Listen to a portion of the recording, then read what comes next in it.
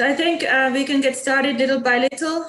People are still coming on board, but I think we can make a little introduction to today's agenda and to myself as the new instructor, and then we can just go on with today's class. So first of all, congratulations for being here, for investing in yourself and learning new skills during this busy period. Many of your peers would be just getting ready for Christmas, but you have actually challenged yourself and come here in class. And thank you again for coming back after the last week's class. Dr. Ann did an amazing job. I attended most of the sessions, so I also have an idea of what was discussed, and I was quite thrilled to see the level of interaction. So let's try to do the same today, keep up with good interaction. We are not here just to listen to me. We are here also learning from you. And yeah, that's it. We will be using a Mentimeter again, the same tool as we did last time. And in addition to that, I will also introduce another tool.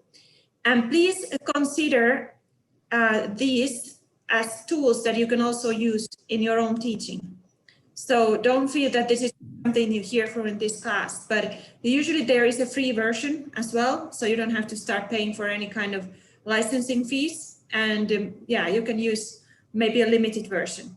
Like I'm sure many of you use Kahoot in your teaching, adding a little bit of that gamification. I will be showing today some this Mentimeter and something called Dojo. So maybe that is something you already use as well.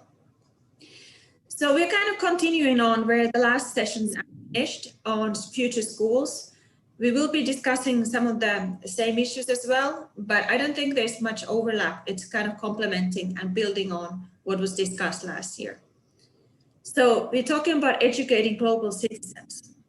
We talk a little bit on what are those attributes that are required from the global citizens of the future workforce. So this is also a conversation you had last time. Then we talk about how to actually implement that on a school level and how to do innovation audit. So today we have 3 topics. We will do some exercises. Let's see how that goes. And if it seems to be challenging, then we just spend a little bit less time on that. But let's start with a little warm-up. So how are you today? I'm challenging you to take your phones up, go into the Mentimeter again.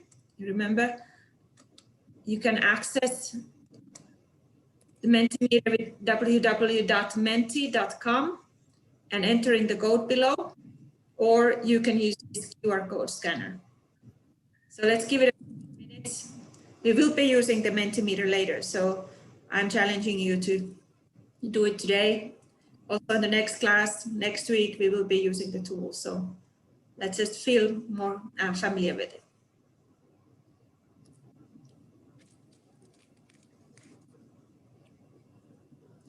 Yeah, seriously, I think your student would be very happy to use Mentimeter, and it also gives you the statistics in the end of the class. So you can see actually how the class is progressing as well. So let's see, how are we today? We are great, we are fabulous, I love that. Enthusiastic, awesome, looking forward. I am very well, could have been better. Enthusiastic, beautiful, blessed, relaxing, wonderful, wonderful. Everybody has a positive vibe on today, so let's keep that up. And yeah, why not? Oh, you can also have emoji. I didn't know that, so that's also nice. Very good. So I hope this is the feeling that you were left with after the last week's class. Empowered, feeling that you have something new in your toolbox, something that you can then convey to your students in the future classes as well. Very good. Keep on coming, wonderful, energetic. Very good. And myself, I would maybe spend a minute on introducing myself. My name is Petra. I'm Assistant Professor of Management at the College of Business at Abu Dhabi University. I've been there for the past 4 years. Before that, I was teaching in Singapore. I was teaching executive education. And then I was running a research center in my home country in Finland. I'm an engineer, started my career with Nokia, but then I got into this innovation, development, service design, these kind of topics that really blew my mind. And I decided to do my PhD about 15, 20 years ago and move on to academia. And I never regret it.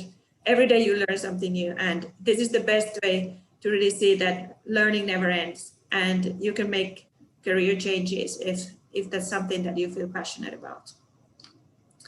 Very good. All right, so let's move on then. So today we're talking really about educating global citizens. And I think like the UAE, we take globalization for granted. But when we go back to countries like myself, my home country in Scandinavia, it's completely different. And we tend to build our mental models based on our own background and our own assumptions. But those won't hold valid on global scale. So therefore we have to really understand also the other people's point of view, understand where they come from and why we are understanding the same concepts in a completely different way.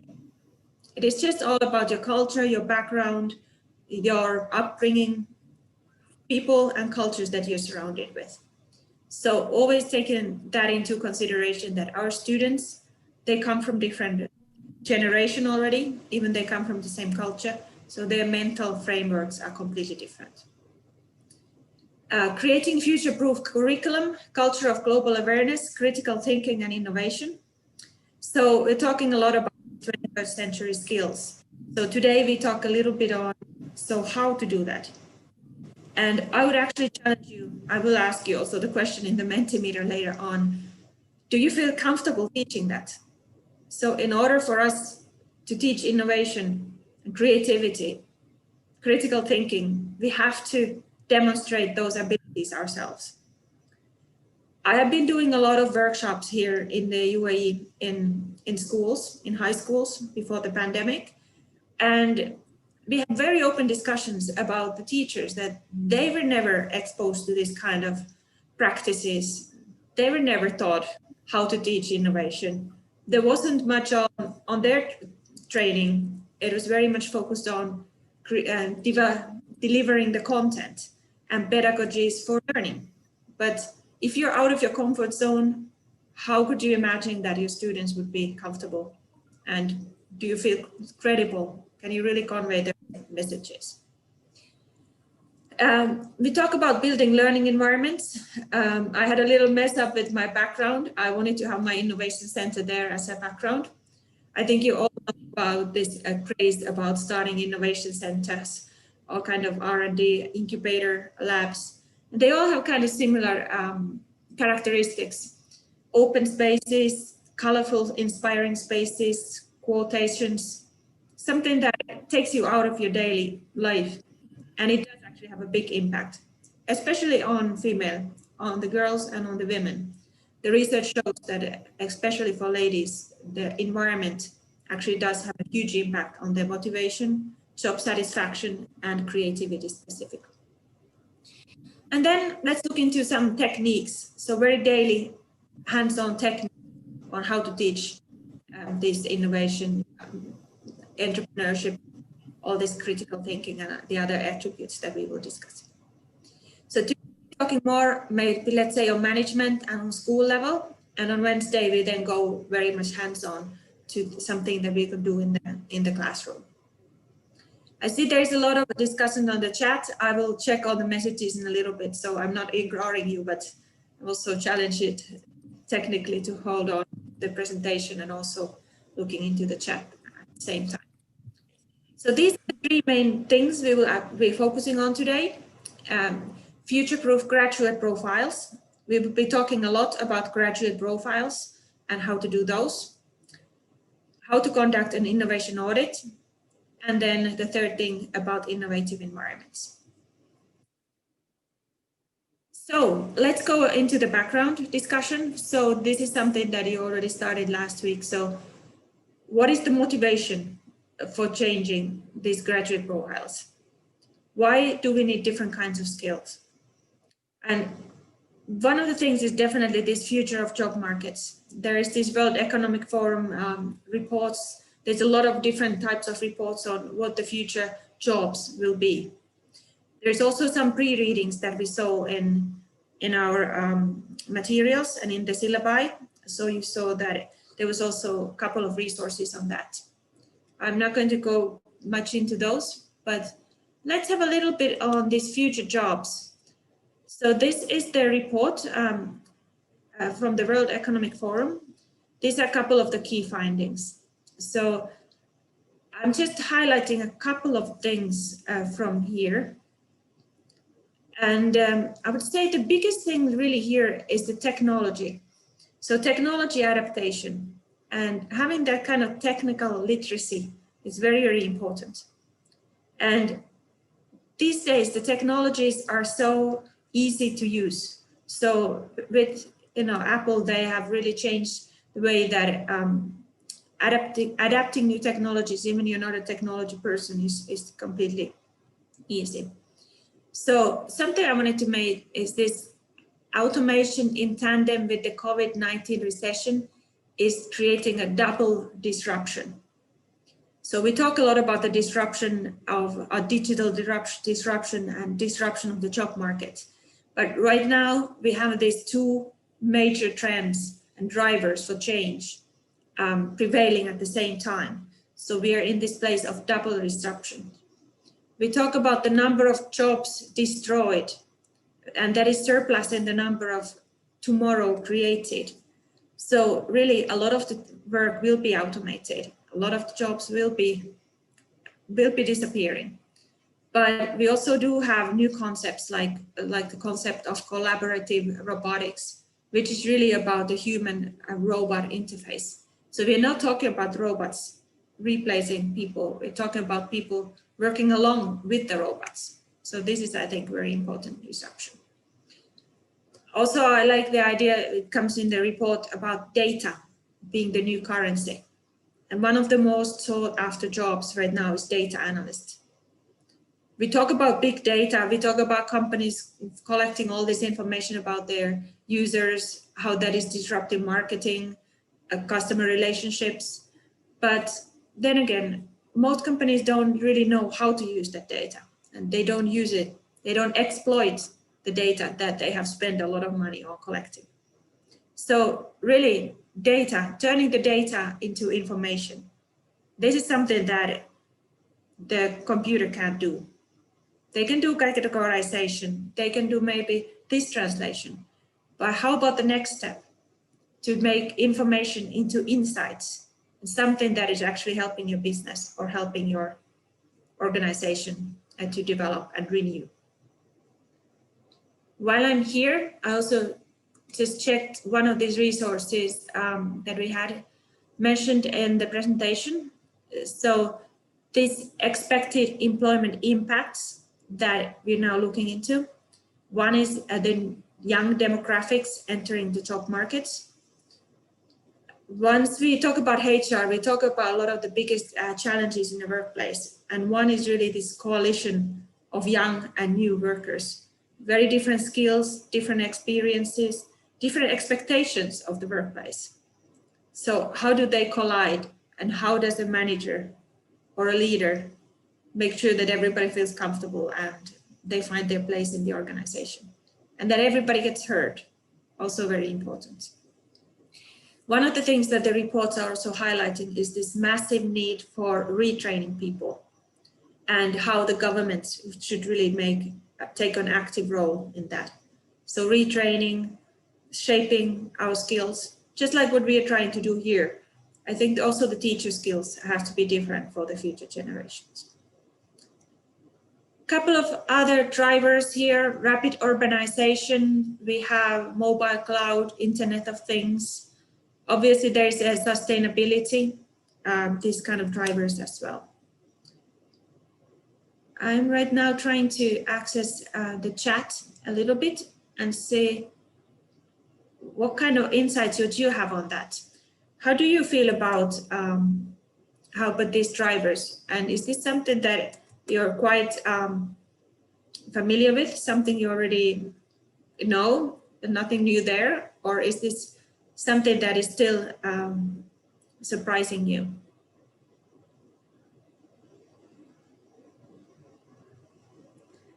Definitely, if you're looking into the rising job groups, architecture, engineering, management, business, fintech, these kind of things, construction, manufacturing, these are the categories going down.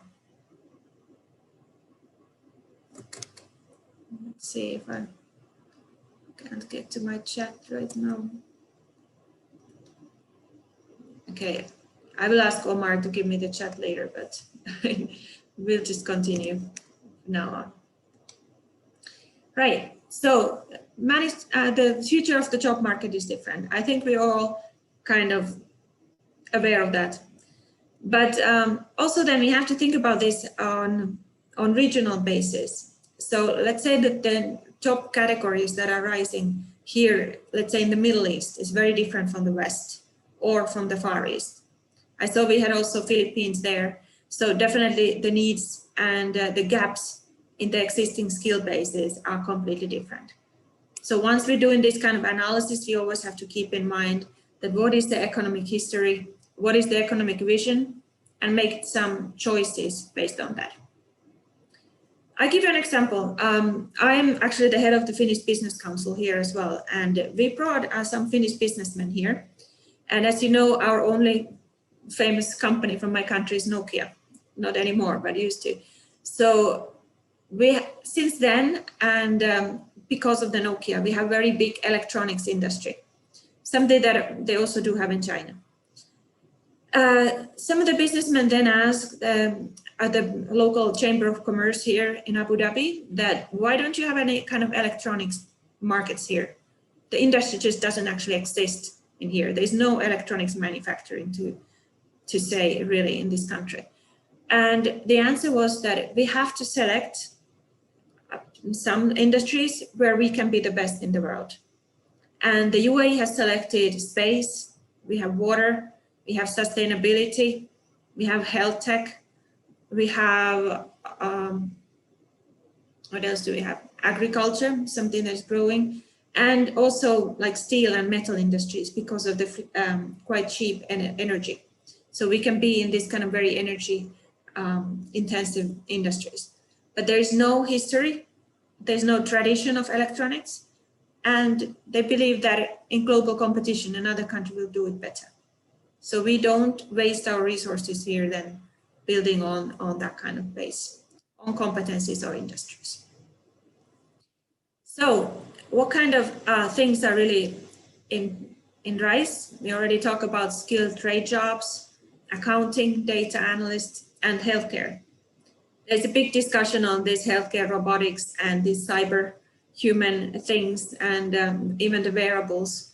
That is this the direction we want to go, to have robots mating our old parents, or is this, it's more than just, let's say, taking care of the basic needs. There is also the needs of belong, needs of being in contact with another person. And yeah, we have really witnessed this all ourselves during this social distancing. But yeah, let's go to the first real topic of today. And this is then about these graduate skills. So what kind of skills do we need? I think we are all quite, let's say, familiar with these skills. Maybe I click a couple. So emotional intelligence, very important, teamwork, communication.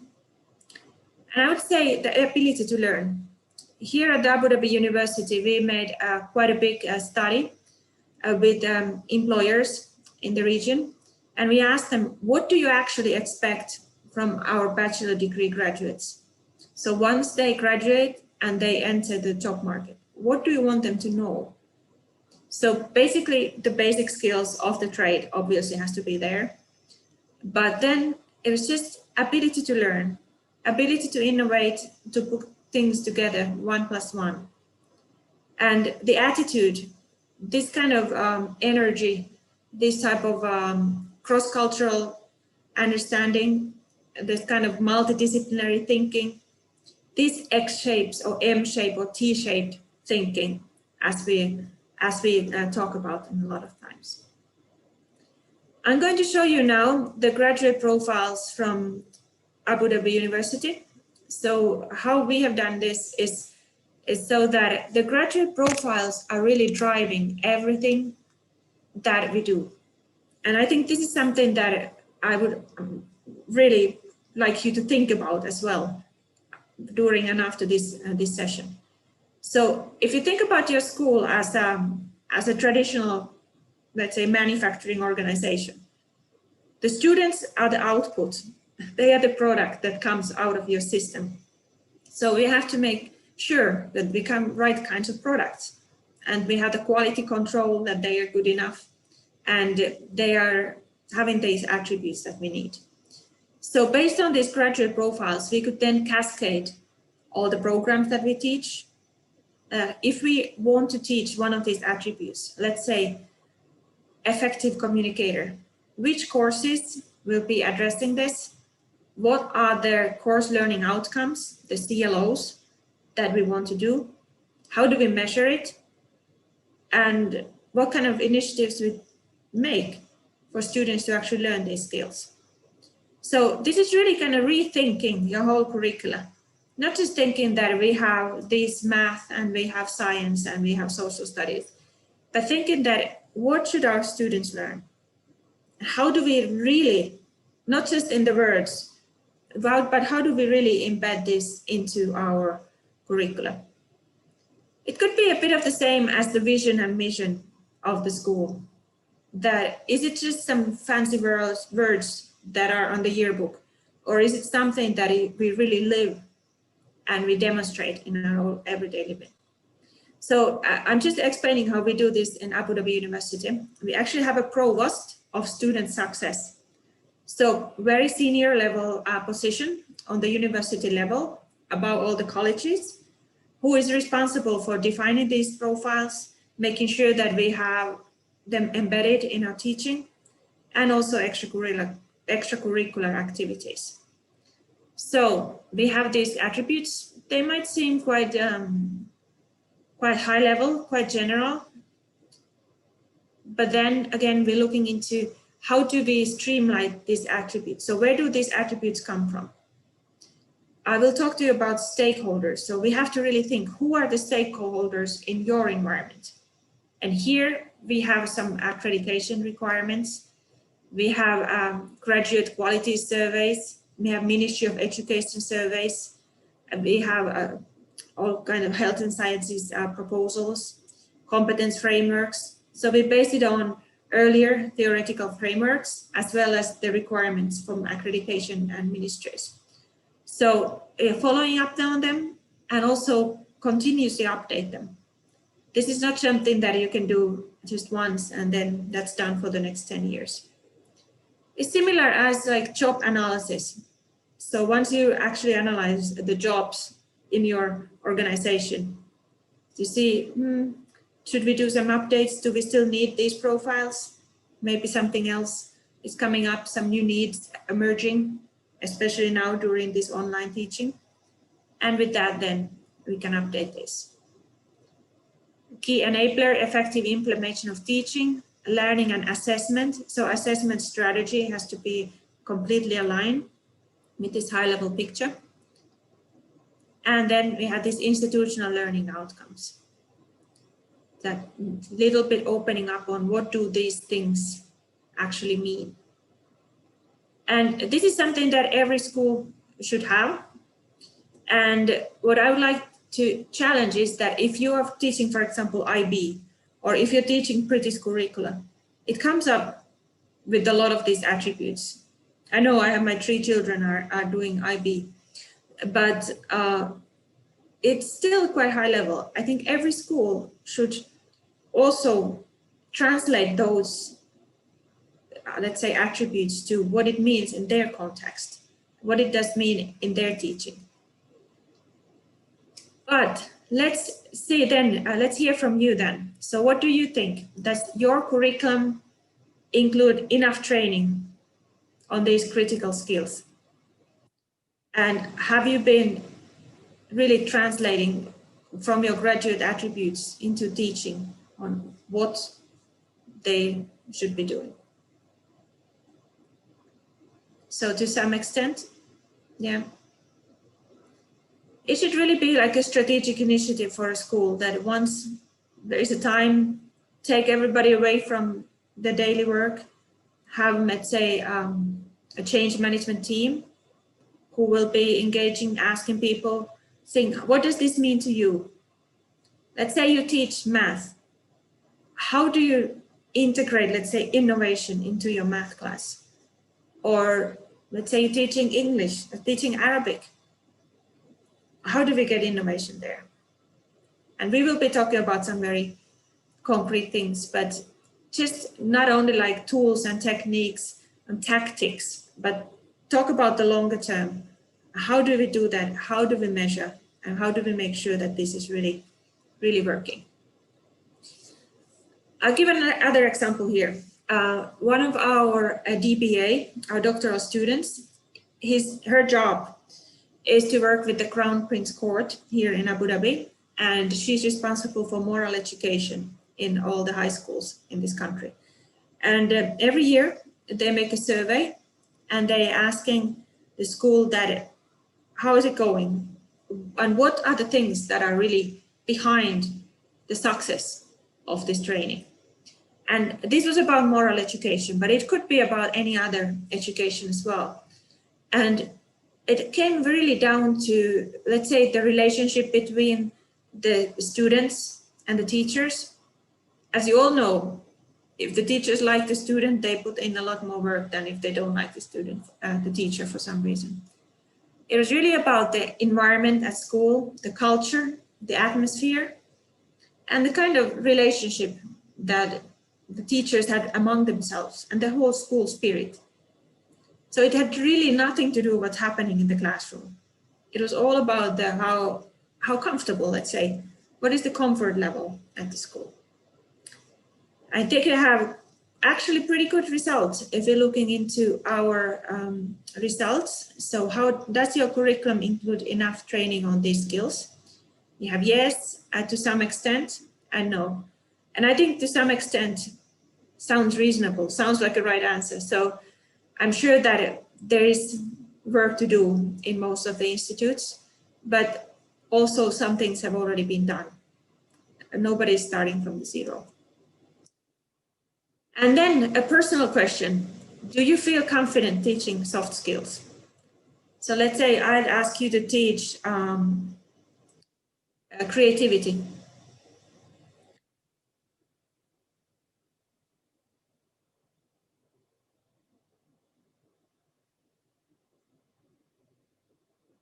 Very good. Yeah, I think it comes a lot on your own, let's say, self-awareness and whether you've been exposed to this kind of teaching yourself. And creativity really, I think, is the key. So how to make it engaging for the students and not to lose them. And also, I think, taking a day to walk in the shoes of the student, thinking, why are they not creative? I love the idea I learned in this entrepreneurship course that we're teaching here in the UAE from Stanford. They had this training that a teacher goes to, or this consultant goes to the class of the first graders and said like, wow, you have so many beautiful paintings here on the walls. You must all be great artists. So how many artists do we have here in the classroom? And every student raises their hand. I'm an artist. Then you go to the 10th grade, you go to the 11th grade and said, well, it's an art class here.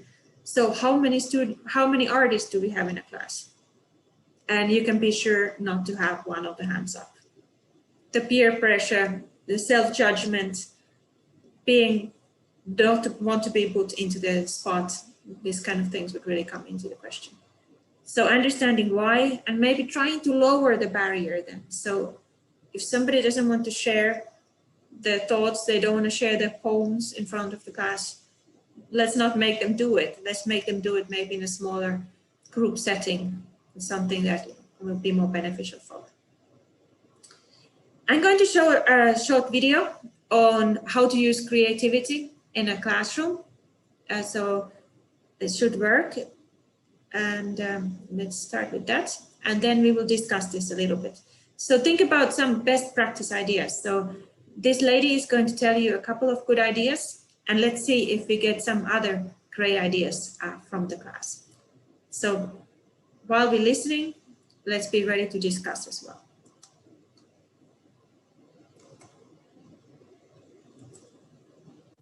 Creativity is an integral part of 21st century skills.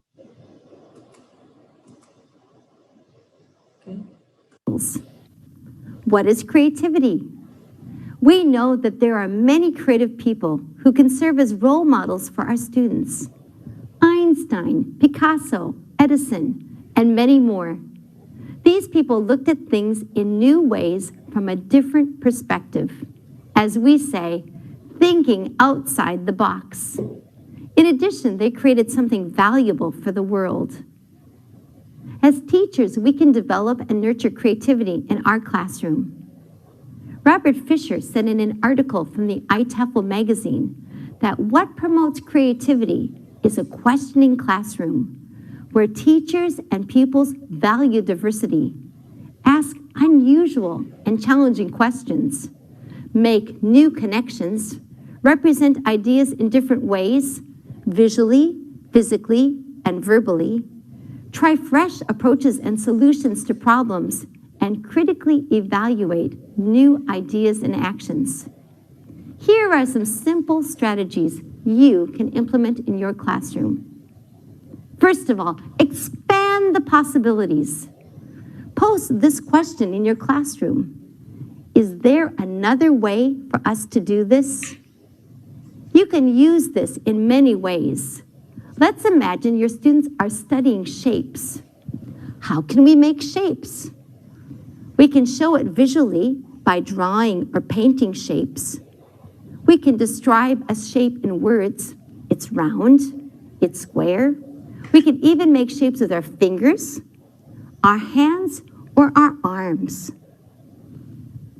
In addition to building speaking and listening skills, students can use their imagination for role plays, dialogues, and other projects. They can create visuals, add their own words, and personalize the content. Remember, creativity means taking risks. If students feel that they must be correct all of the time, they may not try out new ideas. Let them know that trying new ideas, asking questions, and making mistakes are a natural part of learning. Teachers should ask questions to help students figure out a solution to a problem. And remember, there may be more than one solution. Help your students to see what's good about their work and what could be improved upon. In my class, we ask what worked well? And then we ask, how can this be even better? Use this often to help your students work at their highest level. Our world is changing rapidly. What do we need to invent to make our lives better? How will we solve problems such as pollution? Teaching our students how to use what they know in new ways will help them become the creative thinkers of the future.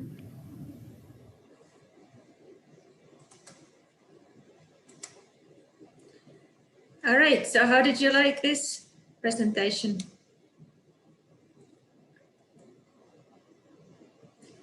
And my question to you is, what other best practices would you add to the video?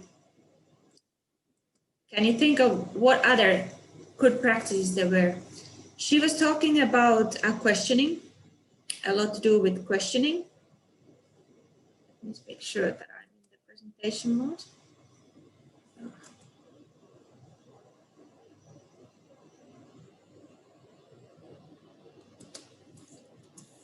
Practicing. Sorry, I'm refreshing this a little bit. They're talking about expanding the classroom. I think questioning is a very good start. So starting with a question and understanding that there are many different solutions to the same question. And not to be, again, limited with our assumptions. Like, let's take a very classical example that is a weak student lazy? Should we go with that assumption? I would say no. There can be so many different reasons for, let's say, lack of performance. So questioning was one. One was expanding the horizons, kind of using what you know in different setting. So kind of challenging the students to think how we can scale these ideas to different places. And the visuals, I think that was a very good one. So these are the things you remember. So if you think about yourself going to school, do you remember every single class? Maybe not. We don't even remember every teacher, but we remember those classrooms where things were done differently. Maybe we remember some projects where you were building something, working together, and you make an effort, and you really applied yourself. Those are the things we remember. So maybe this kind of thinking that less is more, do less, but more meaningful projects than trying to go through all the curricula, every chapter in the book and so forth. But let's hear from here. The questioning was meant, brainstorming comes many times. I like practicing a lot because this is really the kind of hands-on thing. And especially now with this online teaching, I'm always trying to challenge my students out of the, let's say, listening mode. It is a different mode, right? If you're just sitting and listening, you know you're not going to be bothered. So that's obviously not ideal. Feedback, yeah, and this what worked well was good. We had dog questioning, interdisciplinary links, very good. So putting together one by one. We had, I'm sorry, some is so small, I can't see. Scenarios are very good. Student choice, let students make mistakes, very good. Real life scenarios, I love that. And yeah, I think it's sometimes very cute. I give an example. My son was in the middle school, and they made some school project about animal testing of makeups or something. And they were asked to call like real companies and ask about their animal testing. And this 12-year-old will pick up the phone and call these managers in the companies and ask about these things. So, but yeah, they felt really empowered and they felt they're doing something huge and they are saving the animals. So they make meanings as well. It's really, really cute.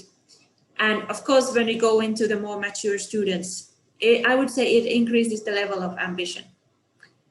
We try to do that here at the Abu Dhabi University as well. And just today, we signed an MOU with 2454 on teaching digital 3D imaging skills for our students and work on their projects.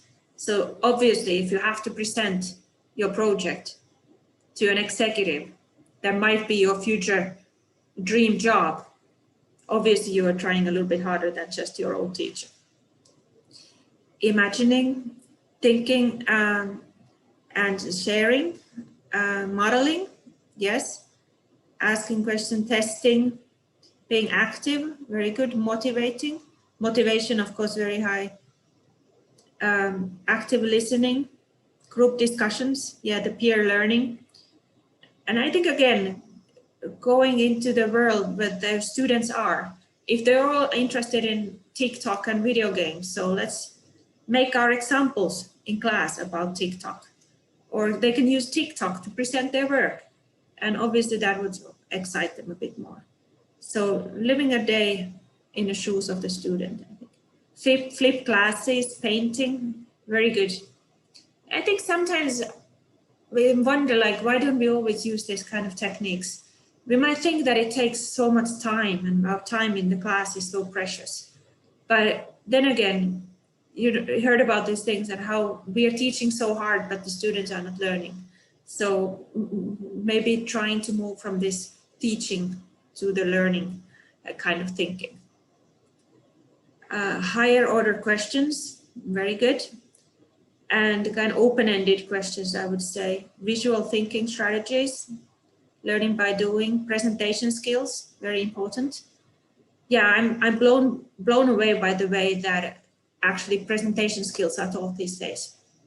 Coming from a small country, we learn a lot of languages, but most students never learn to talk them. We learn the grammar and everything, but nobody actually challenges you to actually use the language, which is actually the point of learning a language, I guess. Very good. I'm sorry I didn't get everything from here. I like to elaborate as well.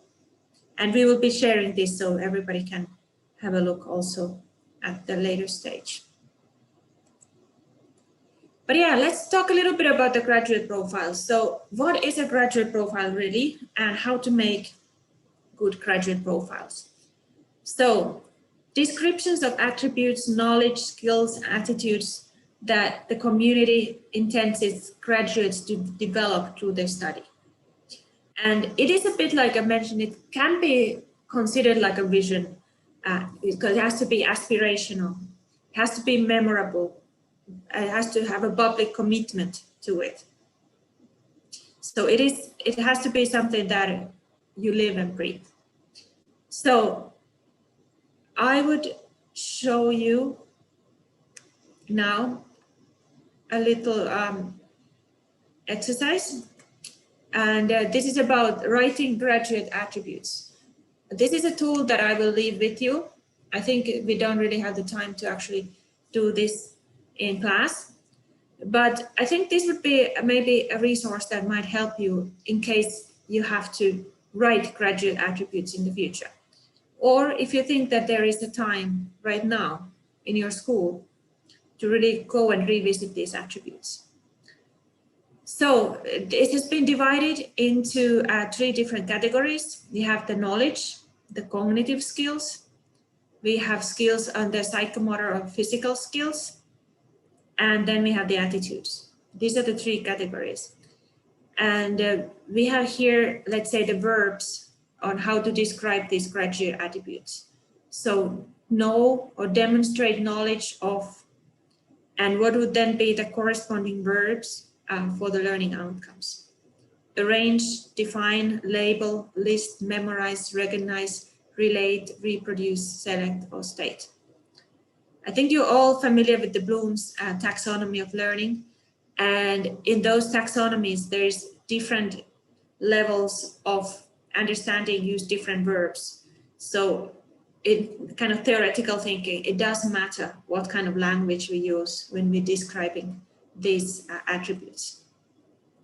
But here we have then an demonstrate understanding of something by explaining, reiterating, rewording, critiquing, classifying, summarizing, illustrating. These could have been some of the words that we also used in the last exercise.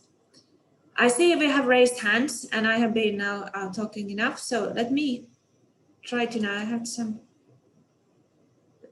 little issue there, but let's see raising hands. So Khaled, I'm going to allow you to talk now. So please go ahead and unmute yourself.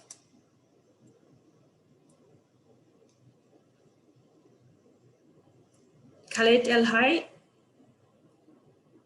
did you still have your hand up?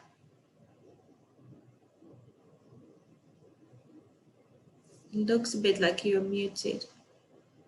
Would you ask unmute? Sorry, it's by mistake. Okay, no worries. Let me go to Rehab. Rehab, did you have something to share? No, thank you.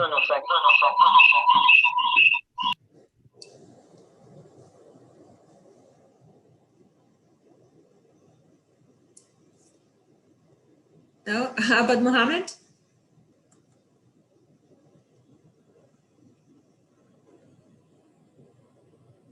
Maybe it was something on the earlier discussion because I didn't follow up on this yet. Oh, that's okay. Let me go revisit the chat. We have Neda. She just raised her hand. Maybe you can allow. Okay, please. Yes, let's go back to Neda. Let's please go ahead.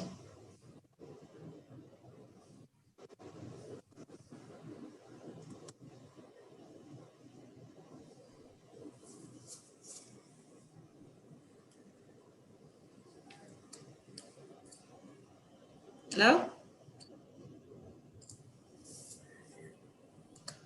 All right, that can be a little bit challenging, but let's look into the chat.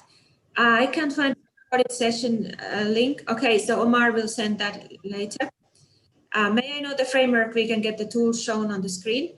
Yes, we upload all this in the community place. So you will have the links to the videos. You will have these documents and something that we will also be discussing a little bit later. Let's see if there's content related. Video. I'm teaching visual art. I can understand how important soft skills for better future students. Yes, I think again, a lot of times it comes back to the learning styles. As we know, there are different kinds of learners, and if we are hands-on learners, so then obviously it's easier for them. Debating, very good. Like having critical discussions, having the students to talk. I think that's one of the things.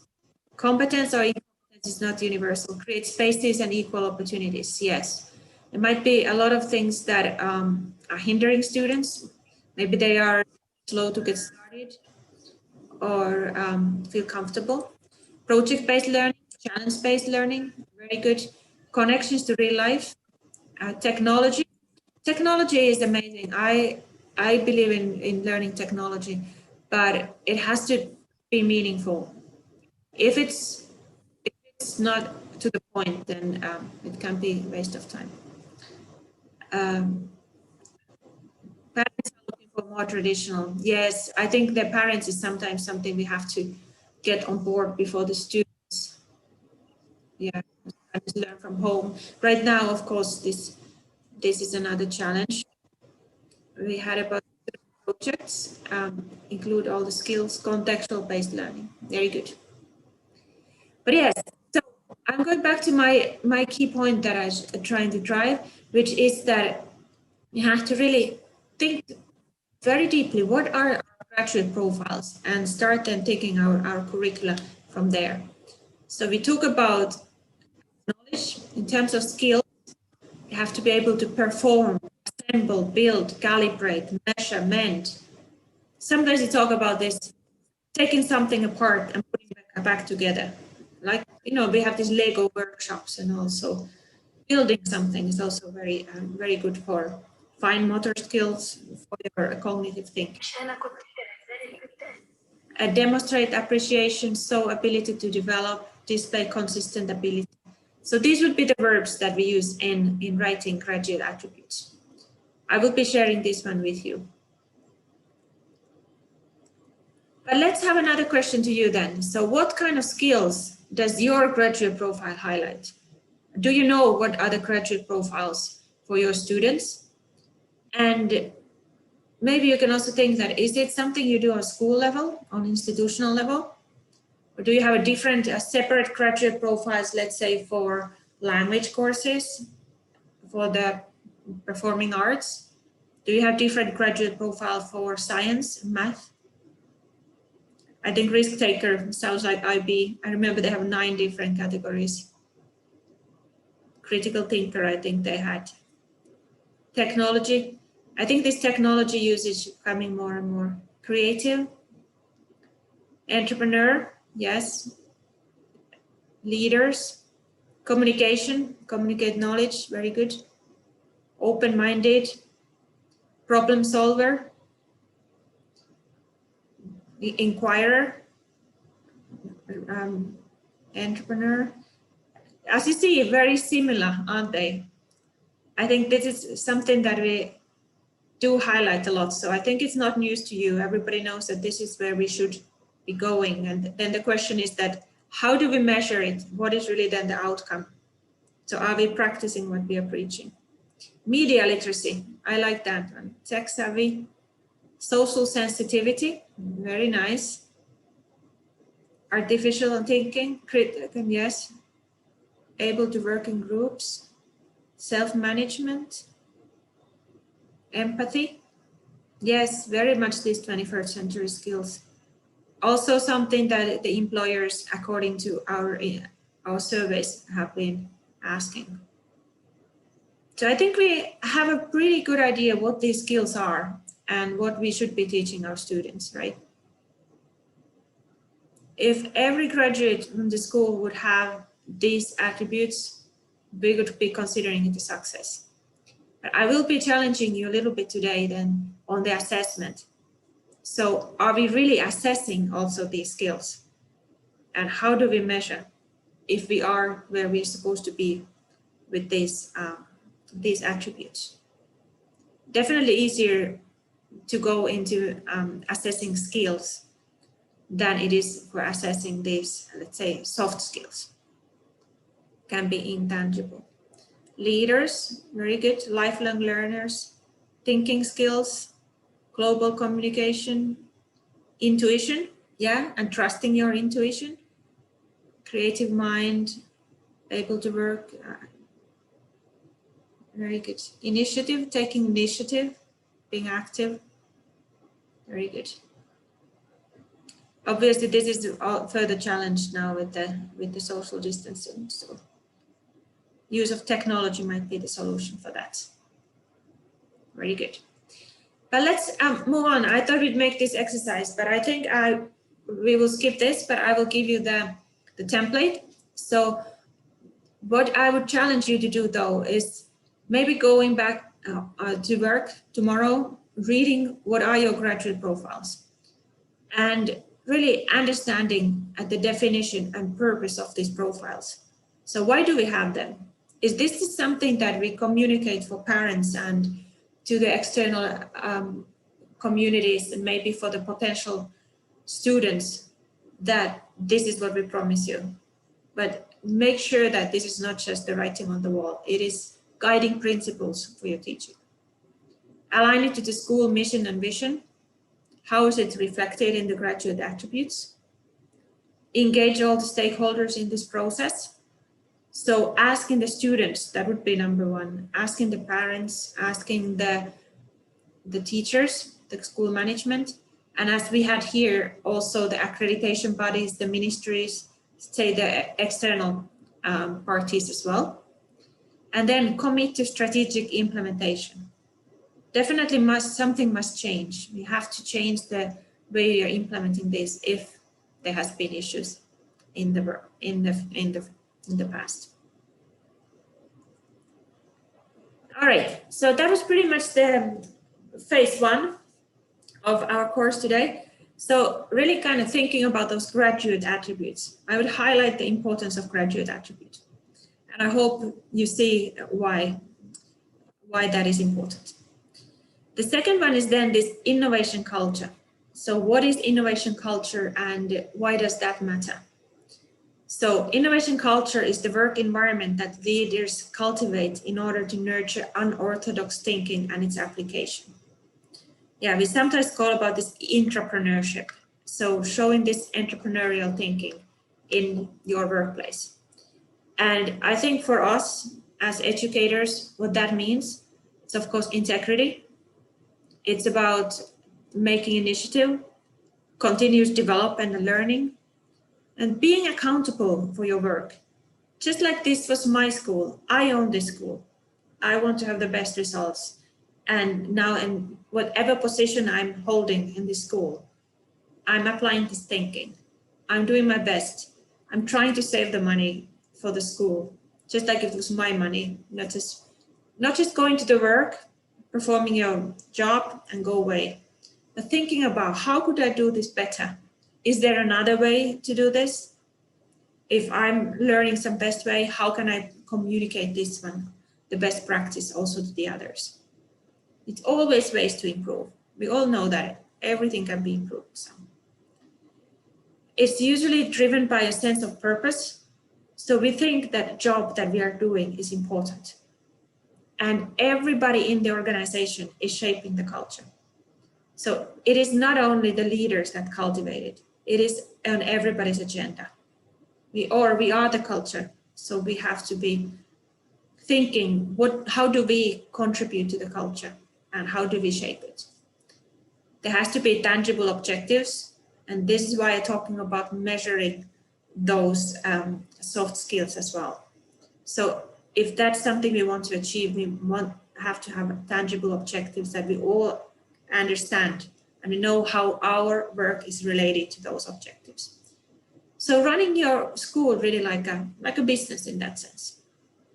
Abandoning old habits that don't work. And on practical terms, what does it mean? It's the kind of school climate, expectations, dynamics, and sense of urgency, and so forth.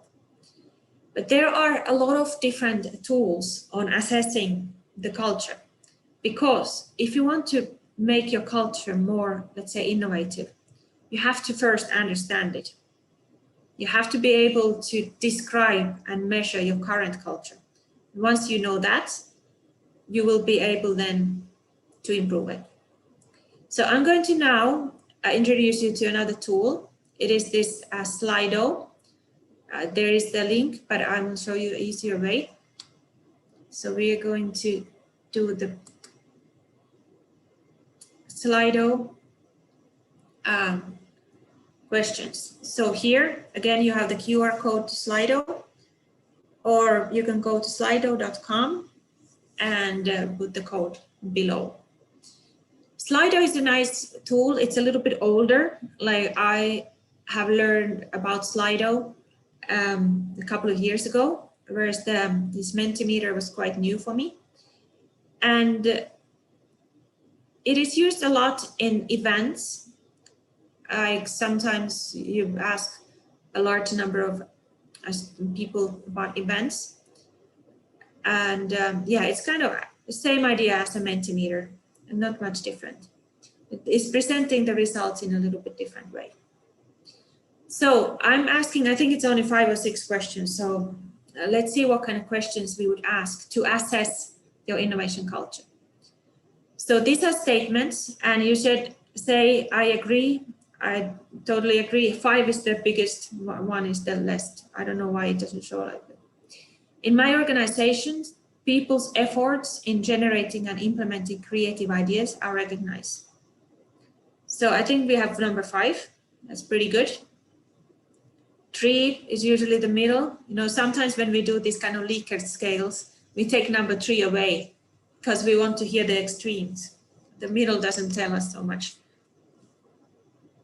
Let's wait a couple of minutes. We have 59 responses right now, and we had over 200 participants on the call. But this is really actually a showstopper. This is the reason why I wanted to have this question as the first question. So I'm teaching innovation and entrepreneurship, and mostly I remember a class with our doctoral students, and they come there to study innovation. They're quite enthusiastic about it. And I asked them, do you participate in innovation contests and innovation challenges at your workplace? And most of them said no. And well, I said, why? You seem to be passionate about this topic. Why don't you participate? And it came down to not being rewarded or not being recognized, feeling that maybe your boss gets all the glory, or you submit great ideas, but nothing happens. Or even if the idea is implemented, you don't get the credit. And obviously this is a showstopper. You submit that idea once, you would not participate the next time. But here I think we have a pretty good results. So in majority of the organizations, the ideas are actually recognized. Let's move on. I receive personal level. I receive recognition for my innovation efforts. It can be small. I mean, what I like to talk about in our university is that building innovation culture takes time.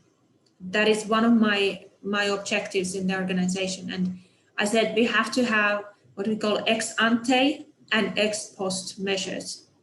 So we have to measure the process. We have to measure the attempts and not only measure the outcomes. An example of this is that we have an innovation contest and we try to come up with new business ideas or new products. So we're just getting started, our students are new. So we can give our key performance indicator into how many people participated, not only on how many successes we have. So we're measuring the process and not only the outcome. since it takes time. Here, it looks like are recognized, but not 100%. So let's recognize some. And next question. What is any? People in my organization have the freedom to complete their tasks in any way they see fit. So this can be a discussion of over-processing, having too many standard operational procedures that kills the imagination and initiative, or micromanagement, these kind of things. Obviously, the bigger the organization, the more processes we need. Otherwise, it leads to chaos and there is no, let's say, sense of continuity. But it is good to have some leeway as well, so that there is, let's say, content that the teacher has to deliver, but they have the freedom to do it in their own way. Yeah, I think this is very important, especially now when we're doing something new. We're doing something online, blended hybrid models. So I think we need some creativity and room to maneuver for our students. I have a sense of control over my work. Do we feel that you are in charge? And I think it's in terms of the content and also in terms of quantity. I think right now one of the major questions is overworking teachers. I don't know what your experience is, but definitely at our university, I'd say there's a couple of changes. And one is that through digital channels, the students are definitely more in touch with the instructors. So there is a lot more, let's say, student management involved. And obviously one-on-one instruction is more than it used to be in class, outside of the class time. So I think we're definitely more busy than we used to be in the traditional way. And let's look into the last question. People are adequately challenged in their roles, not so little that they are bored, but not so much that they are overwhelmed. Yeah, I think right now for a lot of teachers, there is a lot of new things coming. But I think maybe we are starting to get ahead of the curve, so the worst is over and we are learning to work with this new norm. We know how these tools work. We are more confident in using different technologies. We don't need to be nervous whether it works or not. Very good. Well, we are kind of in the middle, average, and the number 3. Very nice, very good. So these are a couple of questions on something, building on something called innovation audit. So like I said, to really fix a problem or improve something, we have to first know where we are and how can we then make your change management plan. And this is another tool that I would like you to consider. This is a self-assessment tool on thinking about innovation management. And I'm trying to make it bigger here. So basically, it is a set of questions that will assess how is it true at all or is it not true. And it's a self-assessment. So let's say in a school management, you have 20 people. Everybody would be fulfilling this, or it can be all through the whole staff, and having an idea that where we are and in which areas do we work better and which areas we maybe have more, let's say, work to do. So here, for example, people have a clear idea on how innovation can help us compete. So this is a bit like a compete is, let's say, corporate language, but obviously also schools are in somewhat in a competition. We have processes in place to help us manage new development efficiently.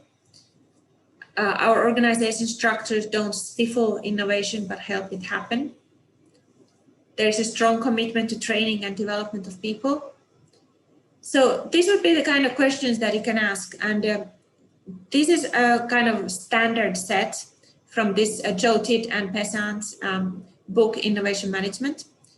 But you can also customize these questions to your own organization, like decision making, we work closely. But it gives you an idea that what kind of things have to be in place before we can be innovative as an organization. And it comes to structures, it comes to working closely with your customers, your students, comparing yourself to the others, systematically trying to improve, train people, communicate, a couple of things, rewarding systems. These are things that are really driving the innovative environments. And I will answer the questions in a little bit. I saw there was a couple of questions. But what we would come up with this then is something we could call like a spider diagram, like this. So we have looking into a couple of different categories of questions. And let's say the first one is about leadership. So how is the school leadership? And we can see that what areas, based on the answers on those questions, where are we strong? Maybe we're strong on culture and values, but we're not so good on communication. Then we talk about, let's say, student centricity. So how well are we responding to the needs? How agile are we to change? We have there maybe information and technology. Are we strong or weak on that? And we're starting to identify that where can we improve and how can we make our organization from the management and from leadership point of view more innovative. And obviously you can't solve all the problems in 1 year or in a couple of years. You have to focus and think, where are we good at and what is important for us? So these both things have to be taken into account in the assessment. And then we defining, let's say, 3 areas that you focus. Just like in any strategy implementation, we have 3 areas that we need to focus in order to become more innovative. These are important for us. This is something that our stakeholders communicate is important. And also think about low-hanging fruits, something that is easy to communicate and easy to change, rather than starting from, let's say, the costly and very long-term projects that might never even get implemented. I saw there were some other hands up. So how about Gurat? Are you Gurat Ul Ain? Did you have a comment?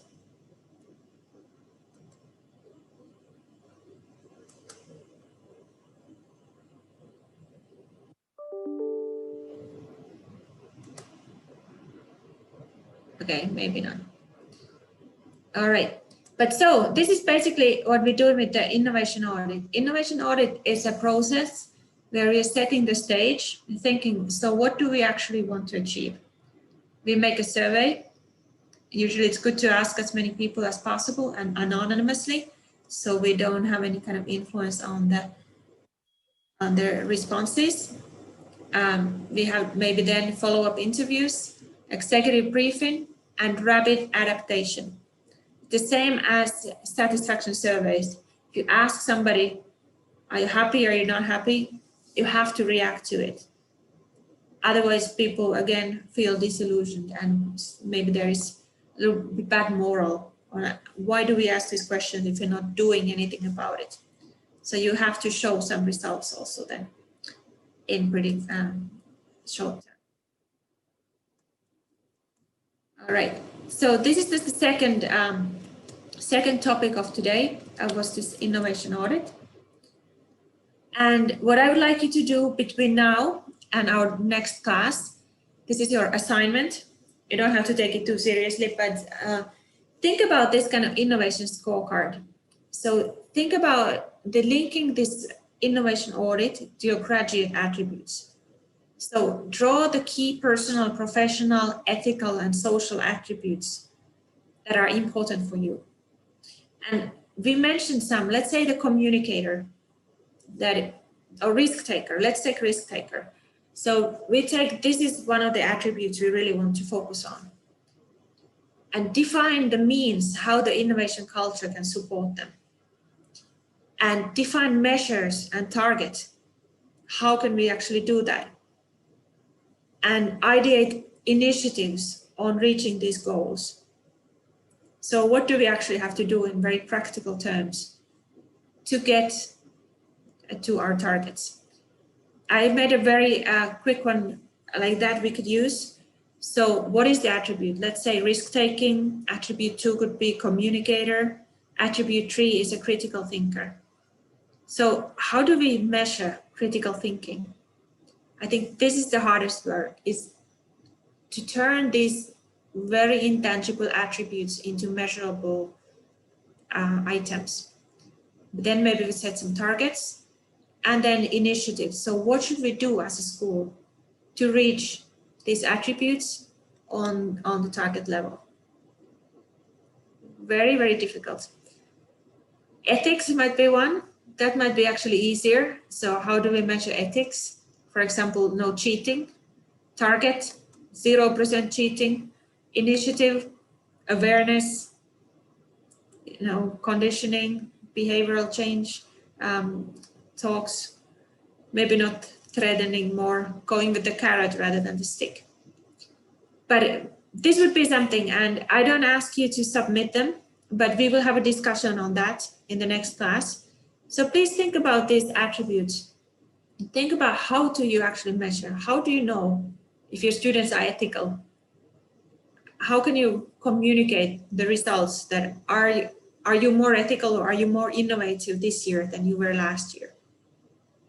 So this is really kind of bringing together the graduate attributes. It's bringing together the innovation audit, and then using this as really guiding principles for your school strategy.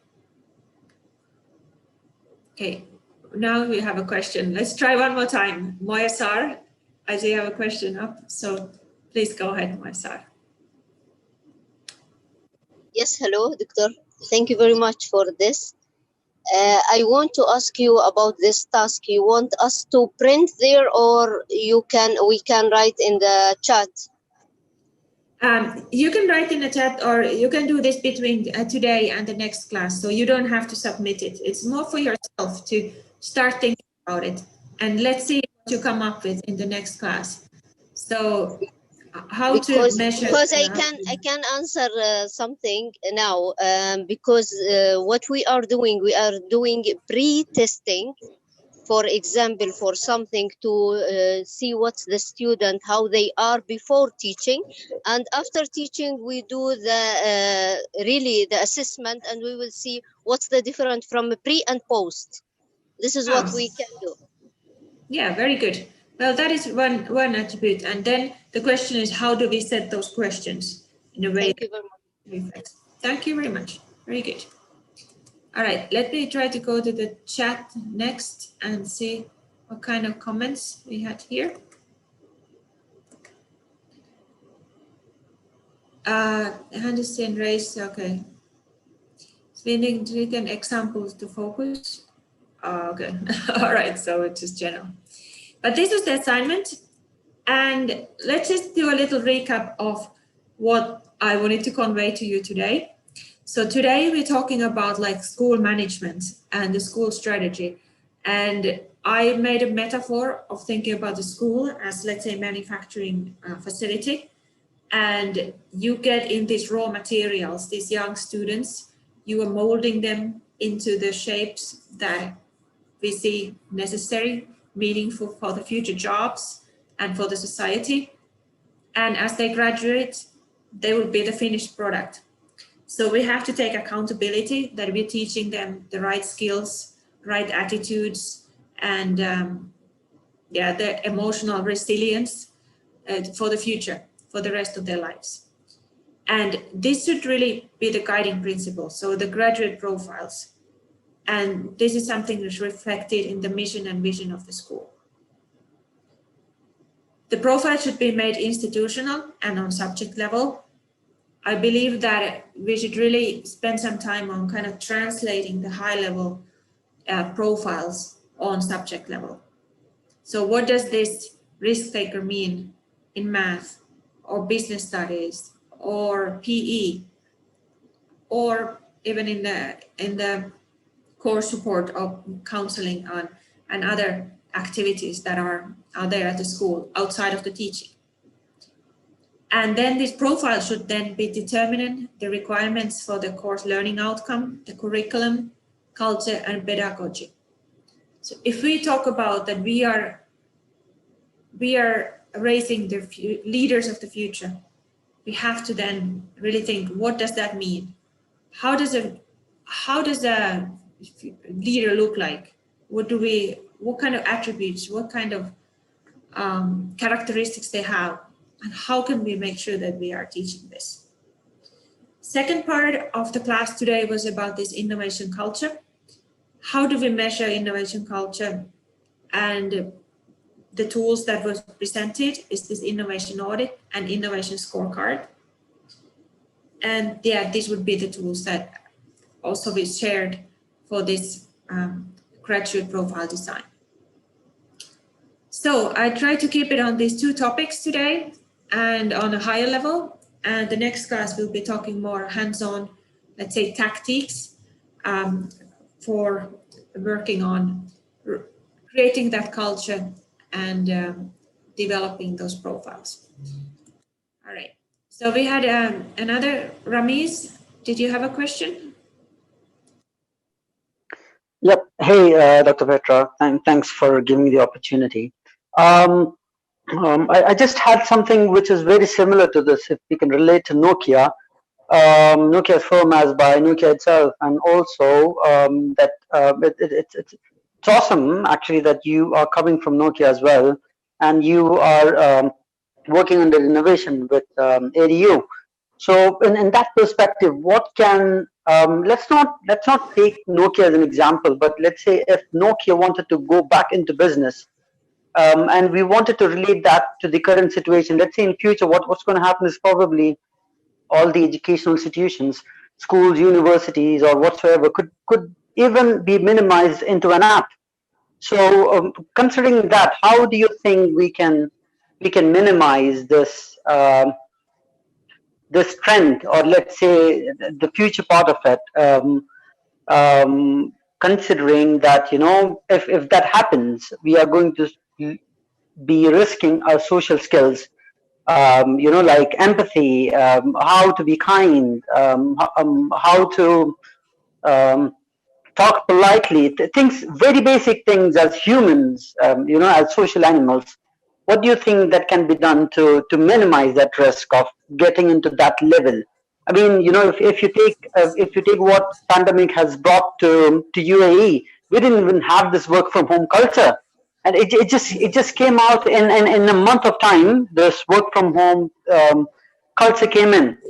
I mean, you know, even for me, you know, when I said there are many roles that can be put into the box of work from home, but they never accepted it. It's like, you know, it's something they are realizing now. If yesterday I read in the news saying that, you know, the Dubai government is pushing on work from home, and it's going to ease on traffic, you know, the carbon emissions, a lot of other things which comes from it. See, obviously there is also a negative side to it, but let's look at the positives. And based on all of this, that we are entering into a state where things are going to be digitized. As you said, you know, data would be driven, or data would be driving everything. It is driving now as well. But let's say, in that perspective, how do you think we can minimize our lives being impacted by ones and zeros, and still be humans?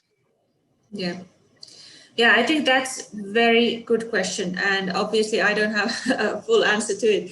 But I think, again, what we really have to think is that what we sometimes talk about digital divide.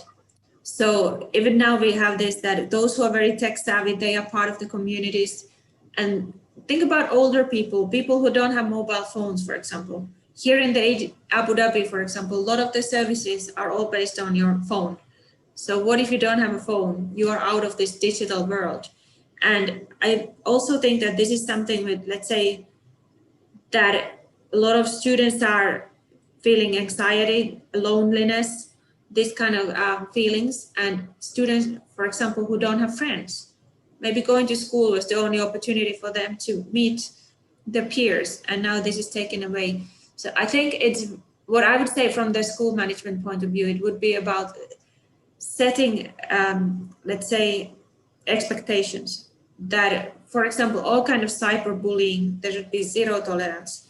And we should have the same respect for people when we're discussing online as we would have maybe in a classroom. Setting these standards, be keeping those cameras open, so at least you see each other's face. This is a big thing we actually been discussing with some of our consultants. We are developing our online courses, and we don't have the culture of keeping the phones open. And maybe some people don't want to show their home like that, but maybe rethinking these privacy issues as well might be one. And maybe then also creating these digital meeting bases. Like what I've seen in some of the Dubai organization, they have these virtual coffee mornings. So every Thursday, let's say 10 o'clock, for half an hour, people can come together and just chat about general issues and general topics. So making ourselves available then at least digitally and maybe in a smaller group settings. But in terms of long term, yeah, I think it remains to be seen, but we've already seen that there's a lot of emerging, let's say, mental health issues with people. And I am also very worried if, a little bit off the topic, is that if now then there's a lot of, let's say, disadvantaged children taken away from schools, are they ever going to go back? So this is a really big question, that are we going to lose students with this pandemic? How about, you had a question?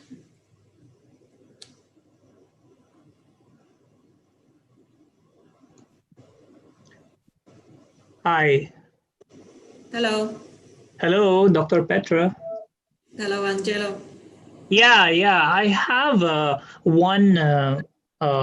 just a clarification regarding creativity or innovation. The problem in most education system is that creativity is always stifled by compliance, you see? So most of the education systems are burdened with so many compliance issues, on the part of the teachers, and they are backed down with so many administrative tasks. Hence, creativity and innovation is not flourishing in most education institution. So, what is your take on this thing? Yeah, that's very true, and I can also reflect that as my own experience, because like where I come from, we use a lot of gamification and edutech. So I went to our school management and asked that could we use this and this in our classes, and maybe for this course it's compulsory to use this kind of online game or platform. And I was told that we have to make a case for it. It is a lot easier just to take the PowerPoints that you get from the publisher and just show those for the students and not to add to anything else. And it's not that the teacher is lazy, but they're so overburdened with other tasks. So that is one, that being overwhelmed. And also I'd say sometimes being out of the comfort zone. So we are animals of so we like to do the same things. So something we're familiar with. We like to reuse our maybe work from earlier, but yeah, I think it comes down to maybe being creative in a small, have to be anything big and grand. But if I did some little things in every class, that would already be a start. Okay, thank you so much, Dr. Petra. Thank you. And Shagufta, you had a question or a comment?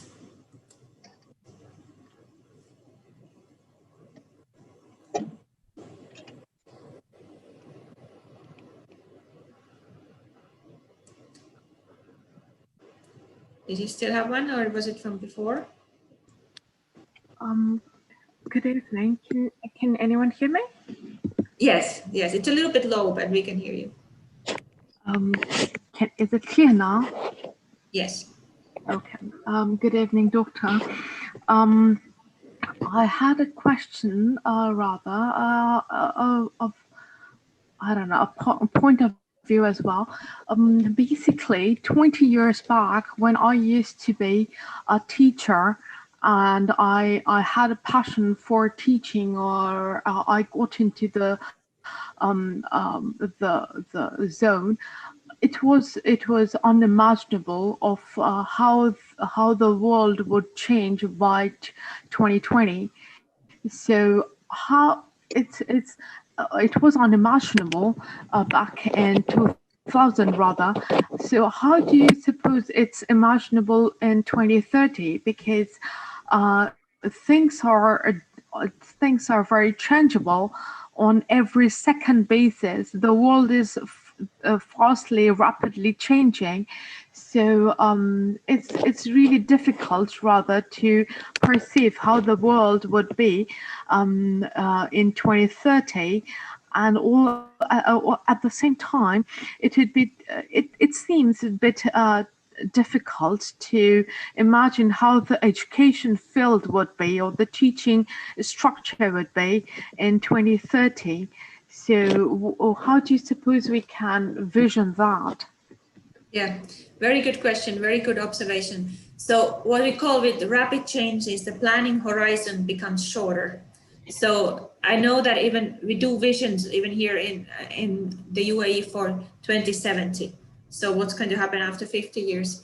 Still, those are just scenarios. And I think the way to tackle this question, what education will look 2030 and so forth, is to make shorter term plans. And therefore, this planning and changing and assessing your organization on, let's say, annual basis. I think at the school environment, maybe once a year would be feasible and meaningful, and to see that, are we really doing the right things? How could we adjust? What are the benchmarks? So always giving your antennas out and seeing what is the latest, what are the others doing, and so forth. I like to bring that back to, I think Ramez mentioned about Nokia. So I think there's been a lot of books about why Nokia failed, and one said that it became complacent. It's like a dinosaur, eating too much, getting too big and lazy, and then it dies out. So we don't want to be irrelevant.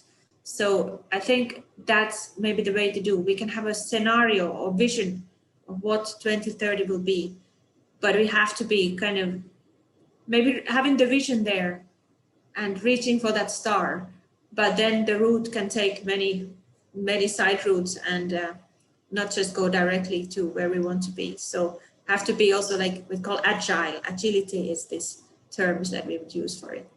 So not to set anything on stone, maybe making smaller investments, smaller steps, rather than transforming everything for next year, because then the following year again, the needs might change.